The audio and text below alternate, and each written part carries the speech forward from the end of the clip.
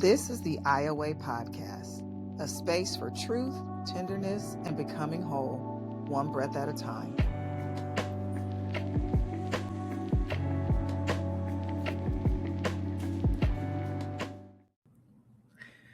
Welcome, everyone, back to the IOA Podcast. I am Dr. Malika, and I am your host, and I am super excited to be with you. As you can see, I am not in my normal studio. I am out of town on vacation, and I'm trying to get in some episodes so that you all will have a continuity of content to be able to go through.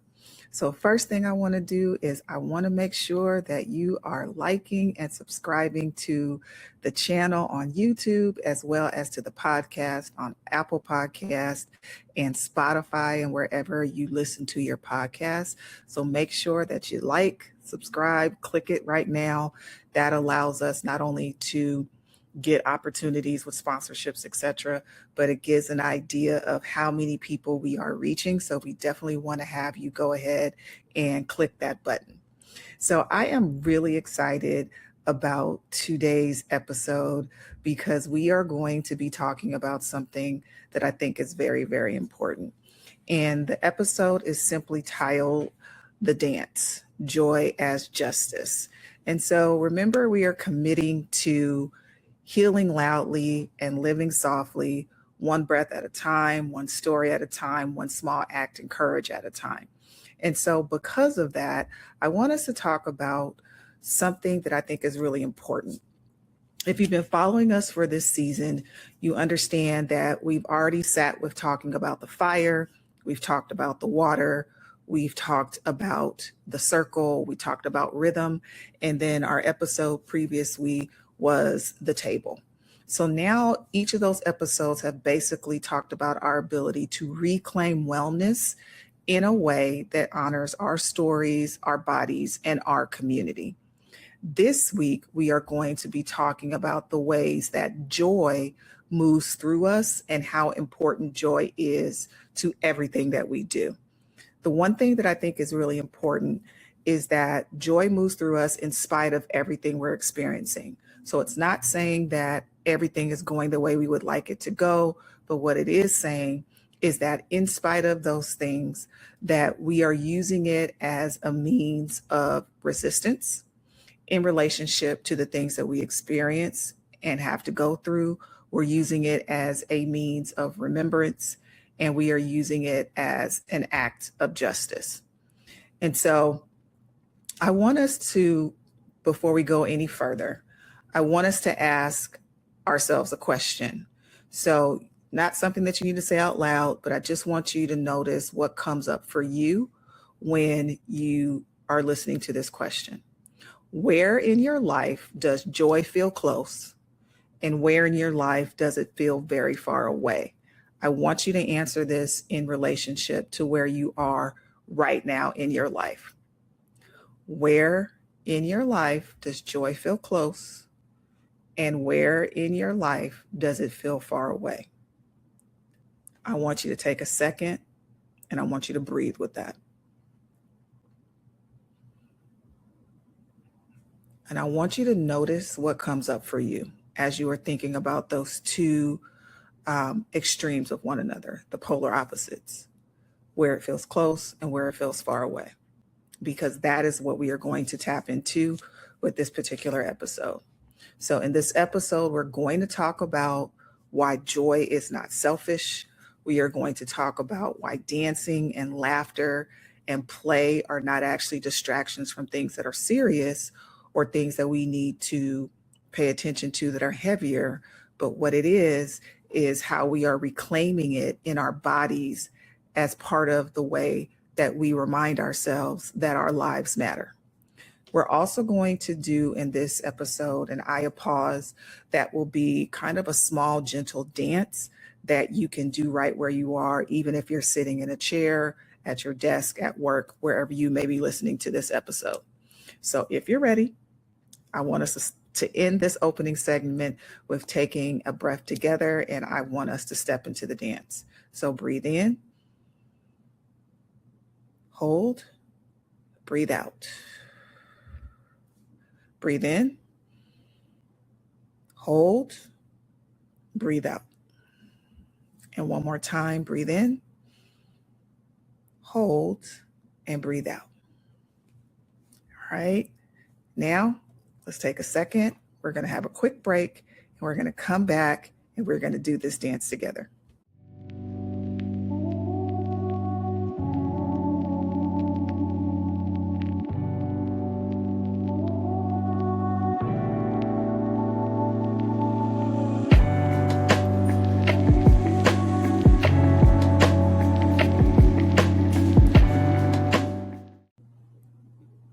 Welcome back, everyone, to the pod, and we are going to get into talking about the story and reframing joy.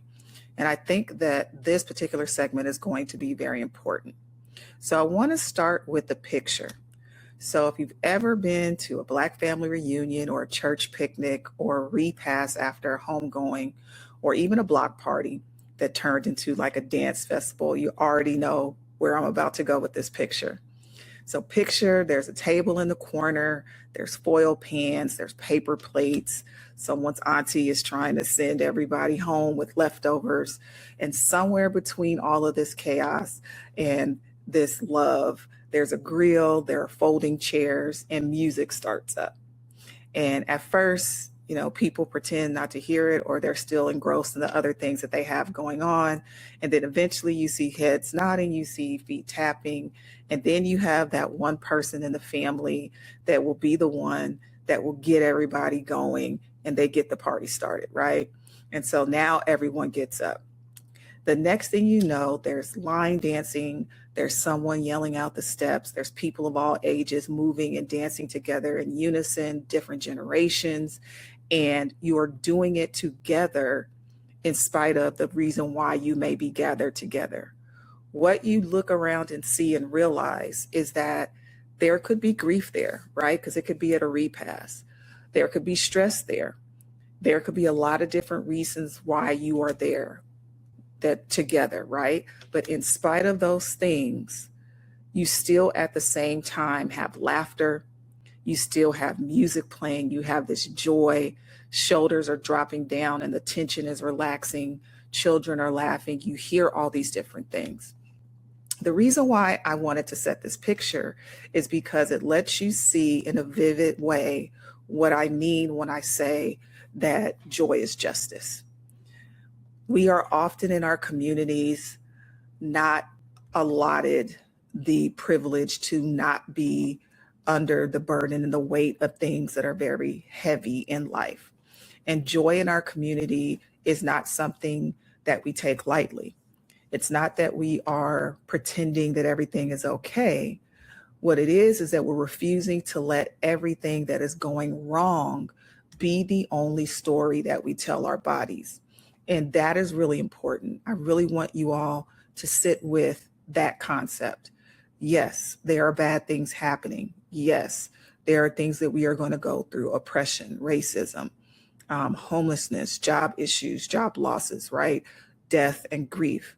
But that is not the only story that we want our body to experience. And so that is an important reason why we are taught early on that we have the ability to have this dichotomy of emotions and experiences happening at the same time.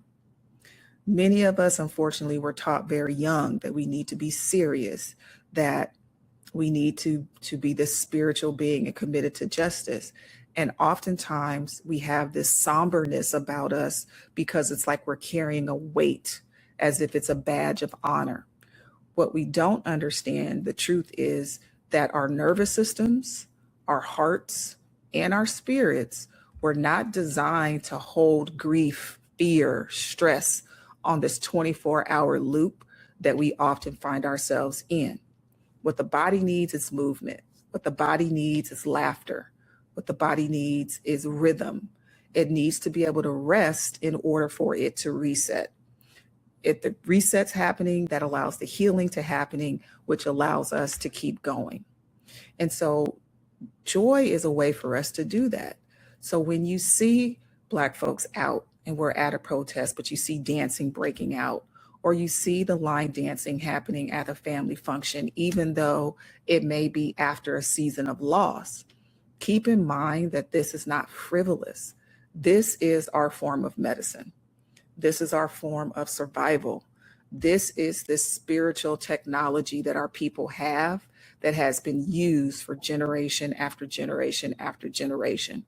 One of the things that I think about is just the stories that we've heard about the songs that were created in the time of slavery and how music and vocalization was the way that they made it through the horrific experiences that they were having. That in the midst of a dark place, joy and rhythm and music and laughter still existed. And so this has been the thing that we have historically gone to for generations. So I want you to sit with that. And I wanted to lay this foundation before we get a little bit deeper into the episode. I want you to sit with this information, think about it. We're going to take another quick break, and we will be back in just a second.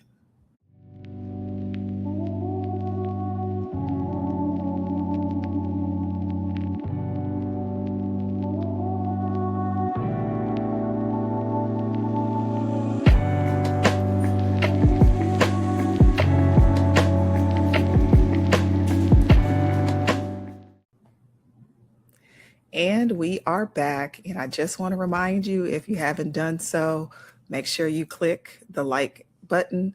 Make sure you hit the subscribe button.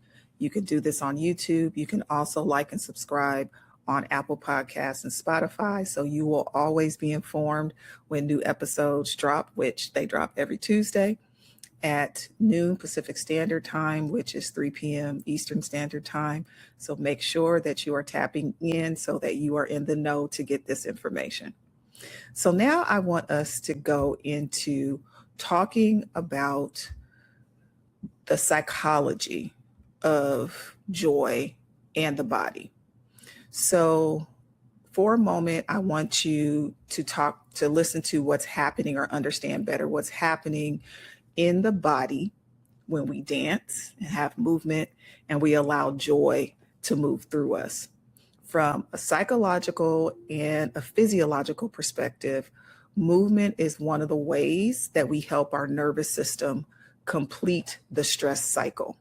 So when we've lived through a traumatic or oppressive or chronic stress experience, the body is in what we call hypervigilance. So it stays on high alert, which means you're constricted and you are keyed up, the blood pressure is elevated.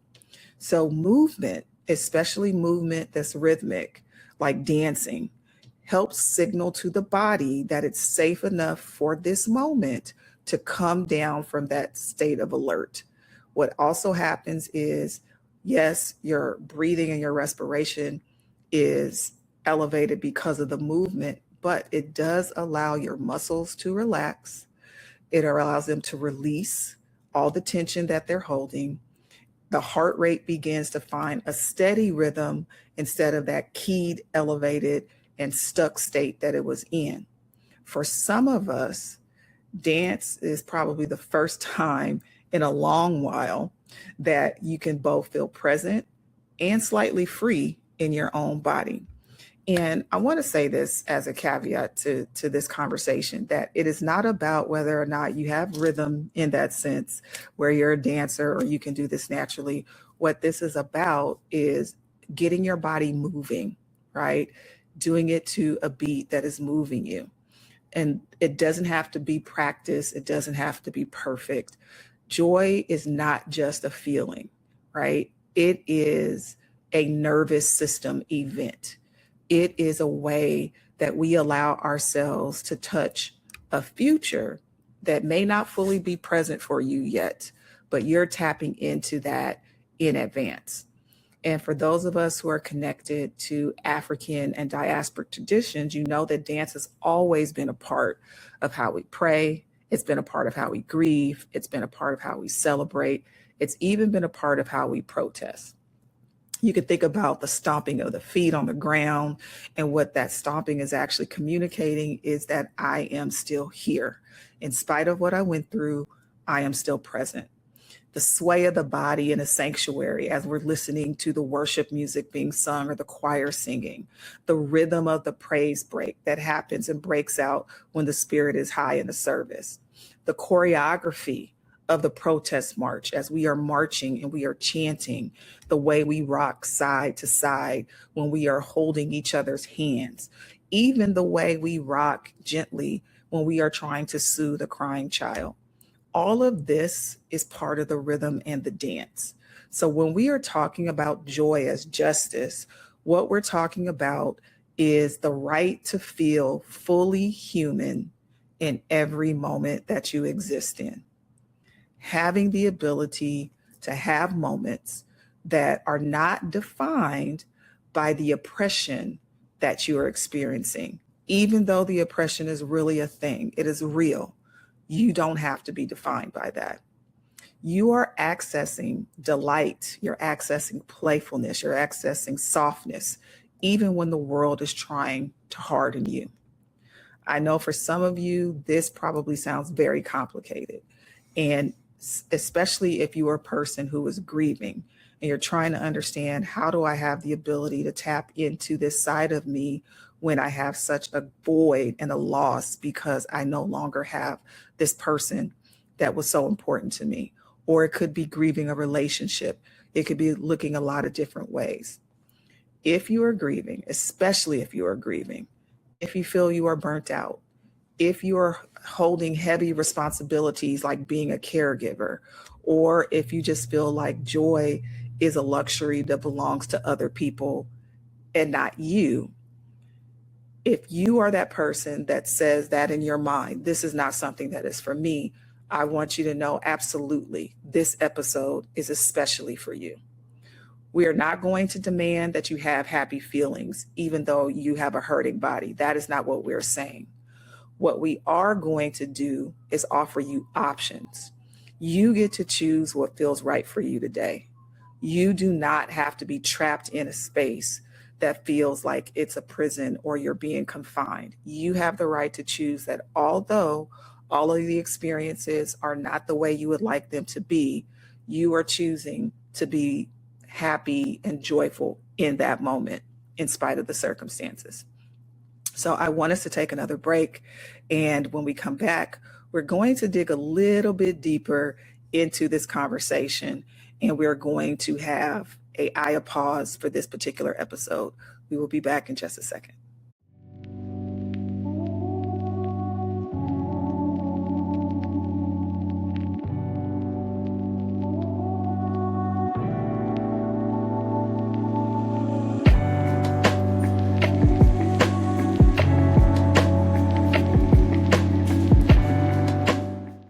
Welcome back to the episode, everyone. And we are going to move into our Aya pause for today's episode.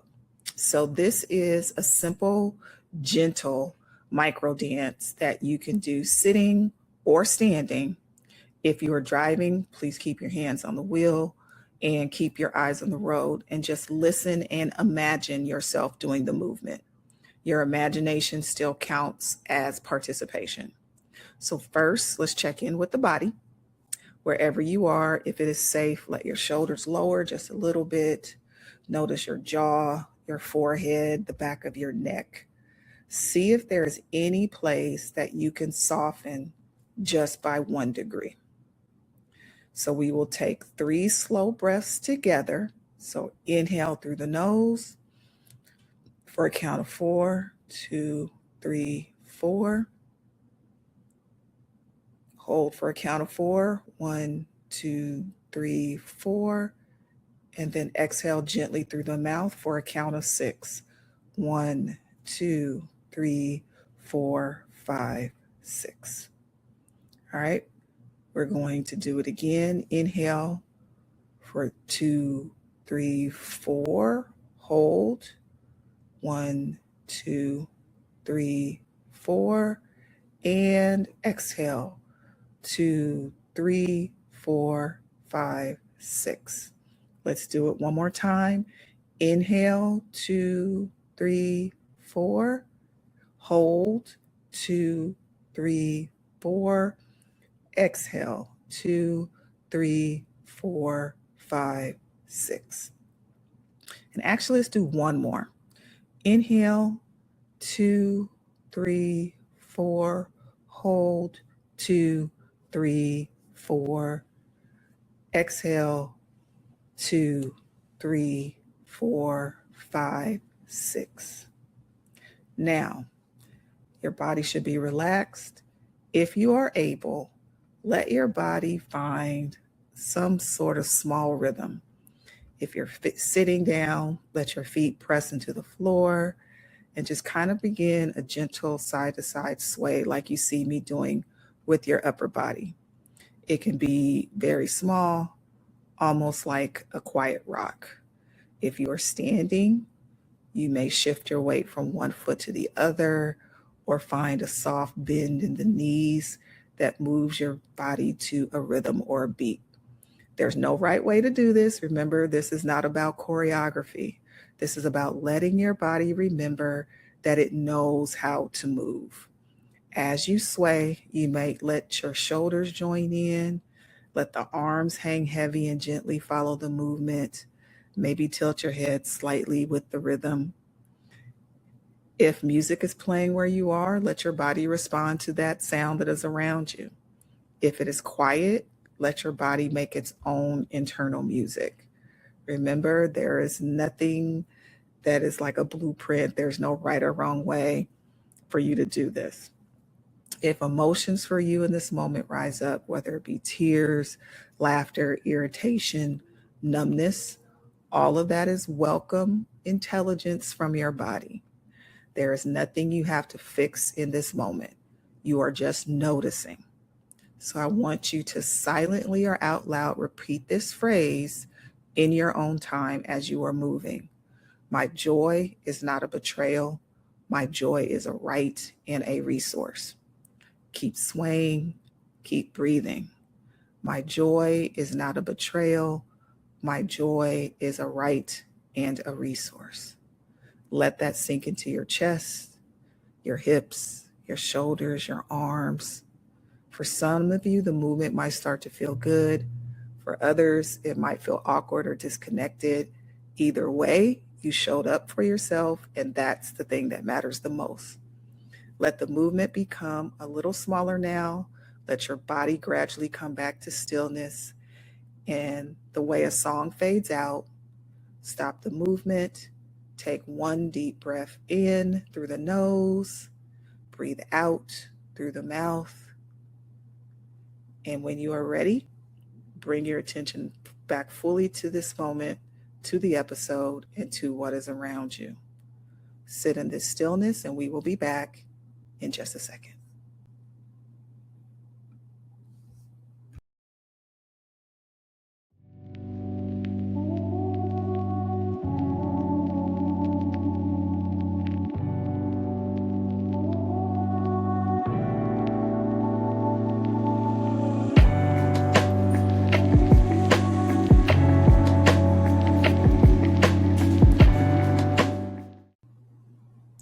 We are back, and as always, I'm super glad that you have stayed with me to this point in the episode.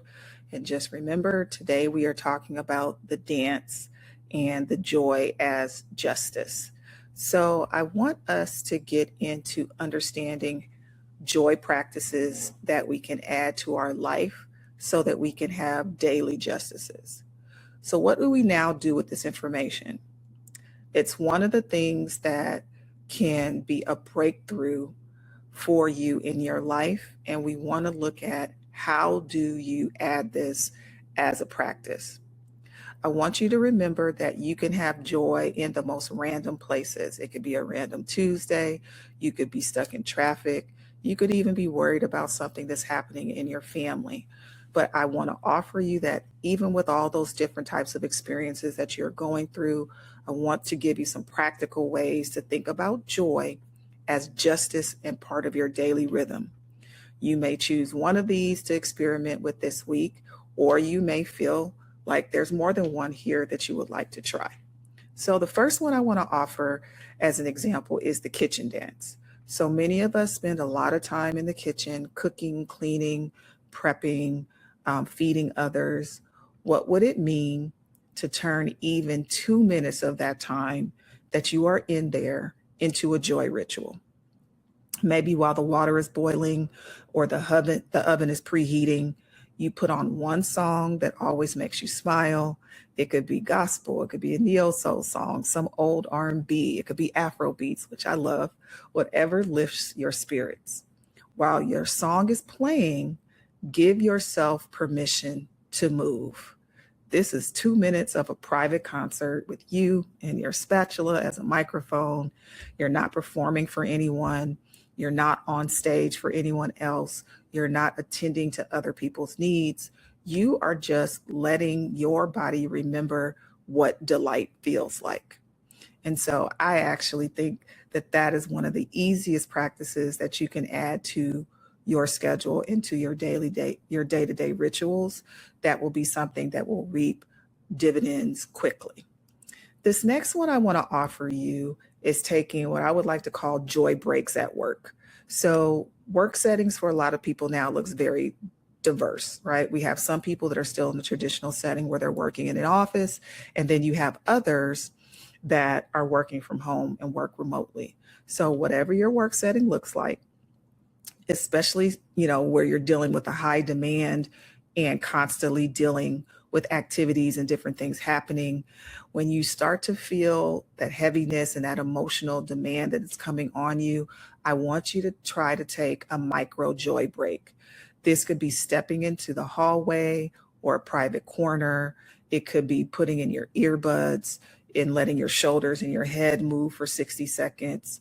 Or maybe you have a group chat with a group of trusted friends or a coworker where you exchange, 10-second dance clips just as a way of saying that we're still here, we've survived what has happened, and it did not steal your joy today. I think that that is something that can pay dividends as well. It's simplistic, but it has great impact. And you can tweak that in a lot of different ways. It may be that you commit to every so many hours within your work day or work time that you're going to take a 3-minute break to have that joy ritual played out in that setting. Remember, it's about not letting what you're carrying and experiencing steal you from the joy. You have a choice to tap in and engage in joyfulness. This next one is family or community dance rituals. So if you have children, or if you're the ever auntie and you have that auntie energy, or the community, think about making like a regular dance ritual. So maybe on a Friday evening, you could call it your Joyous Justice Night, I don't know, where you and the folks in your home play 3 songs and dance in the living room before collapsing from exhaustion on the couch, right? If you are in your faith community or you're dealing with a community organization, you might suggest a celebration moment after a meeting or at the end of a successful project, a moment where everyone acknowledges the work that has been done and lets the body release some of the tension that has been carrying for a period of time. What you are doing is you're honoring the things that you're doing, you're honoring the things that you're experiencing by encapsulating or putting a cherry on top of that with a joy moment, because that joy moment will make all of the stress and the work and the things that you are committing to feel that much better on the other side, because it allows you to enjoy the journey in a healthy way. This next one I think is a fun one. And again, I'm big on just putting together intentionality in our schedules. And I think we all need to have some type of structure. I'm a structure person, right? And so if you're like me and you like structure, I invite you to create what I would like to call a joy calendar. Start with this week. And if it works for you, you can put together a consistent joy calendar going forward. So first, I want you to look at the next 7 days, and I want you to choose 3 small, specific joy practices that specifically involve movement, right? For example, 2-minute chair dance during lunchtime. That could be what you are calendaring on your joy calendar for Monday, right? The next thing could be Wednesday. So it may not be every day that you get to do this, but maybe you say on my calendar on Wednesday, I'm going to have a joy song in the car before I walk into work, and I'm going to dance in my seat, my driver's seat, and have that moment before I start my work day. You may add on the weekend when you have a little bit more free time, a 10 minutes dance break or a dance party while you're folding your laundry and doing the different things around the house and all the different chores and responsibilities that you have. The important part is whatever you identify that is going to be a part of your joy calendar is that you make sure you write them down so that you have that structure and understanding of what you're going to do.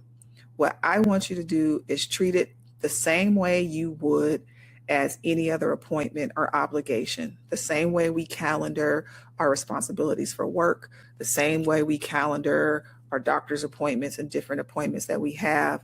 I want you to treat these joy moments as an appointment with your nervous system, because what you are basically saying is that it's not about pretending that everything is okay and that everything is fine.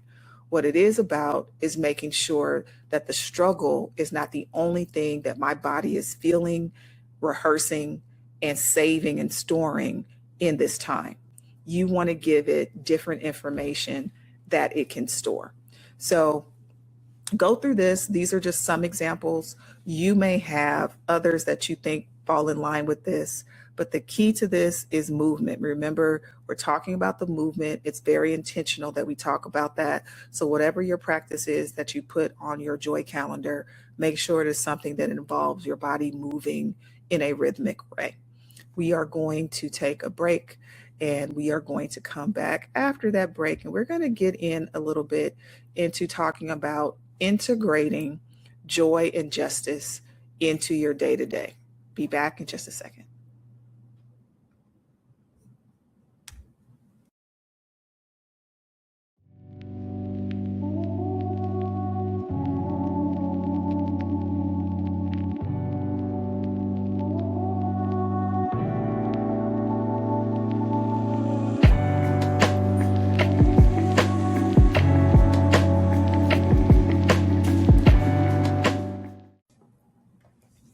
Welcome back. And we are going to talk in this segment about integrating joy into our fight for justice. And so this is deeply personal for me. For those who know me, know how important justice work is for me. It's something that I do in my personal time, and it's something that I'm committed to and have been committed to for most of my life. And so I want us to get rid of the misconception or the lie that says that in order for us to be committed to justice, that you have to always be angry, or you always have to be on, you always have to be in this grind mode. Remember, in the very first episode of this podcast, one of the things I talked to you about was being rooted but not rushing, to resist the grind culture and the hustle culture that is in our society that tells us we always have to be on and doing something in order for us to have worth and to have productivity. Now, anger does have its place, right? Righteous anger is oftentimes the fuel that we need, that can be the powerful spark that leads to change. But what I want us to understand is that anger alone is not a fuel that can sustain the work that we need to do. So what you have to turn into as your fuel is something that is not going to burn hot for a moment and then burn out. Joy is different than anger. It's one of the ways that you can keep that fire, that anger, that righteous indignation that you may have, from stopping it consuming you. Think about all the times you have been outraged and angry about things that happen, and how if you're not careful, you find yourself in a situation where your whole life is consumed by that thing that you are angry about. Joy not only stops that consumption from happening, but it widens your imagination. It reminds you, why am I fighting? What am I fighting for? It's not just what we're fighting against. We are fighting for something. So when we dance, when we laugh, when we allow ourselves to feel warmth in our body, what we are doing is we're rehearsing the world that we would like to see. We talk about Black girl magic, but we often talk about Black boy joy, right? And I think what that is saying is that no, everything is not okay. Yes, we are fighting for things to be equal. We're fighting for an even playing field. We're fighting for respect and humanity for all people. We are fighting for the world we want to see, and we're going to have a joy moment as if we are there yet. It's almost like I'm stepping into, in a predictive way, of feeling what it will be like when we accomplish the things that we are fighting for. So the fight is for a world where Black children grow up with more memories of dancing in the kitchen and watching someone they love, being there, watching them, interacting with them, instead of watching our families be worn down by stress, or be put under the weight of racism, or put under the weight of oppression. So if you've ever had a moment where you were in the middle of fighting for something that was important and was heavy, and we probably could apply that to right now, right? What is happening in our country is heavy for us as a people. It is a lot. And oftentimes we feel guilty because we are having these joy moments, right? There was a picture that I felt like was poignant because it was a picture of Black women sitting on the roof of a building. And as they're looking out over, what you see is just everything is on fire. So I feel like that it was a metaphor of what we are talking about in this episode. Everything can be going wrong, but even in the midst of that, you can still feel joyful. So don't feel guilty for that. Don't feel guilty for feeling joy, even though there are injustices in the world. There will continue to be that, but you do not have to let that be the defining energy that you carry about in your day to day. So I want you to release that from yourself today. Your joy doesn't mean that you've forgotten about your struggle. It doesn't mean you've forgotten about the struggle of the people in the community. Your joy actually might be the very thing that keeps you alive, keeps you healthy, and keeps you present so that you can continue to do your part. One of the biggest challenges with those who do justice work and work in the social action space is the fact that they have horrible self-care routines. They don't take the time to care for themselves in the way that they need to in order to continue on the journey that they are leading. You have to learn to put this into practice. The joy is not a betrayal. Remember what we said, the joy is actually our birthright. The joy within itself is a form of justice. So we are going to take one last break. When we come back, we are going to have our closing remarks, and we're going to go into our call to action for this episode. We'll be back in just a second.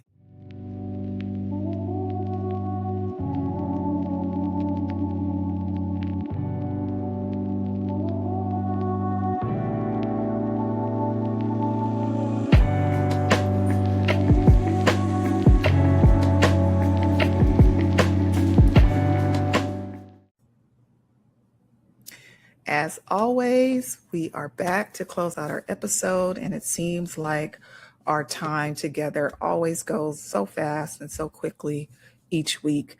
But I am very appreciative of you taking the time to spend with me every Tuesday as we go through different things to help us build community, connection, and a collective resilience. So as we close out today, I want to invite you to do a few things. The first thing that I want to emphasize is I would love to hear from you. And what I would like to hear from you is, what does joy as justice look like for you in your life? And so we have something new that I have been able to add to the equation that gives me the opportunity to actually hear your voice and hear your messages. And I want you to go to our SpeakPipe account, and the website is www.speakpipe.com/the And this gives us an opportunity to actually hear your voice and hear your messages. And as you share these things, it will give us even the opportunity to hear your messages that could possibly be used on episodes. The other question I have for you is, do you have like a family dance ritual, praise break story, a protest memory, or some kind of tiny daily practice that helps you stay rooted in joy? We would love, love, love for you to share those, because I feel like as we share the different things that each of us are doing, not only is it inspirational to others, but it gives ideas to those who don't know how to start this practice. So remember, you can leave a voicemail. You can share your story on the Substack account. You can also possibly, with sharing your story, have the opportunity to be featured in a future Voices of Resilience bonus episode. And so we want you to continue this conversation, not just with those around you, but also I would like you to engage with me and all the others who are a part of the AYA community. And the place you would do that at is on the IOA Substack.